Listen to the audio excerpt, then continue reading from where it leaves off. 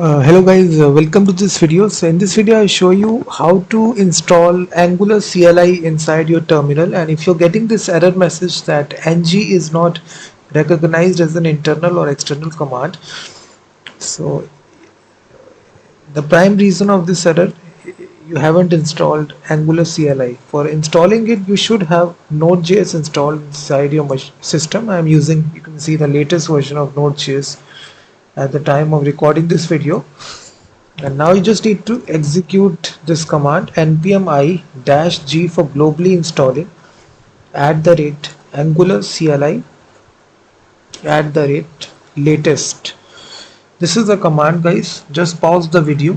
npm i-g for globally installing it and @angular /CLI @latest. So we are adding this and it will download the latest version of Angular CLI. So just enter and this will install the Angular CLI. So just wait for the command to finish. It will install all the packages which are necessary, and you will be able to use Angular CLI after this command finishes.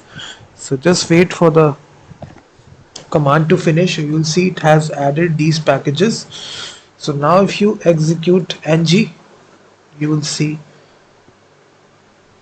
the command is successful. You can list out the version of ng by ng version. You can see that it's 19.2.5, and you can simply say ng followed by new sample app. So this will create a new Angular app. So in this way, guys, you can access Angular CLI very simply and just counter that error message. Just follow the step-by-step instruction. Thank you very much for watching this video. Also check out my website freemediatools.com, which contains thousands of tools.